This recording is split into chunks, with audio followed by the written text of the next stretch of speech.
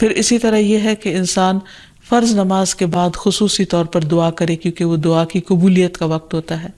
پھر ہر نماز کے بعد تسبیحات فاطمہ پڑھے، 33 بار سبحان اللہ، 33 بار الحمدللہ اور 34 بار اللہ اکبر.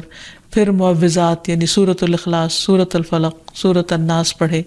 پھر آیت الکرسی پڑھے. پھر نبی صلی اللہ علیہ وسلم کی سکھائی ہوئی دعائیں، اللہم انت السلام ومنک السلام تبارکت یا ذا الجلال والاکرام. اے اللہ تو سراپا سلامتی ہے، تجھی سے سلامتی حاصل ہوتی ہے، تو بڑی برکتوں والا ہے اے جلال اور اکرام والے. پھر اس کے بعد رب اعنی علی ذکرک و شکرک و حسن عبادتک، اے میرے رب اپنا ذکر کرنے، شکر کرنے اور بہترین انداز میں اپنی عبادت کرنے میں میری مدد فرما. پھر اللہم اغفر لی ما قدمت وما اخرت وما اسررت وما اعلنت وما اسرفت وما انت اعلم به منی انت المقدم وانت المؤخر لا الہ الا انت.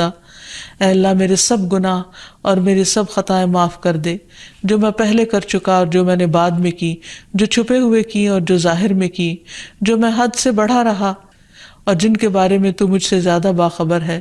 تو ہی نیکی اور خیر میں آگے کرنے والا اور پیچھے کرنے والا ہے، تیرے سوا کوئی معبود نہیں. پھر اسی طرح لا الہ الا اللہ وحدہ لا شریک لہ لہ الملک ولہ الحمد وہو علی کل شیء قدیر. اللہم لا مانع لما اعطیت ولا معطی لما منعت ولا ينفع ذا الجد منک الجد. اللہ کے سوا کوئی معبود نہیں، وہ تنہا ہے، اس کا کوئی شریک نہیں، بادشاہت اسی کے لیے ہے اور اسی کے لیے تمام تعریفیں ہیں، اور وہ ہر چیز پر قدرت رکھنے والا ہے. اے اللہ جو کچھ تو نے دیا ہے اسے کوئی روکنے والا نہیں، اور جو کچھ تو نے روک دیا اسے کوئی دینے والا نہیں، اور کسی مالدار اور نصیب ور کو تیری بارگاہ میں اس کا مال فائدہ نہیں پہنچا سکتا. پھر ایک اور دعا ہے جو نبی صلی اللہ علیہ وسلم نماز کے بعد پڑھا کرتے تھے، ہمیں بھی اس کی پابندی کرنی چاہیے. اللہم انی اعوذ بک من عذاب القبر، اللہم انی اعوذ بک من عذاب النار، اللہم انی اعوذ بک من الفتن ما ظہر منہا وما بطن، اللہم انی اعوذ بک من فتنۃ الاعور الکذاب.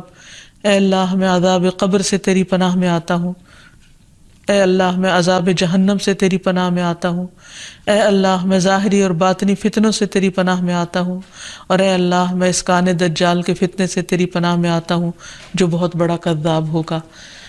تو دعا ہے کہ اللہ سبحانہ وتعالی ہمیں نماز کی حکمتوں اور فائدوں کو سمجھنے کی توفیق دے، نماز کی پابندی کی توفیق عطا فرمائے، اور قبولیت والی نمازوں کی توفیق عطا فرمائے جن میں خشوع و خضوع ہو، اللہ کی یاد ہو، اور پھر نماز کے اندر اور نماز کے باہر بہترین اذکار کرنے کی توفیق عطا فرمائے.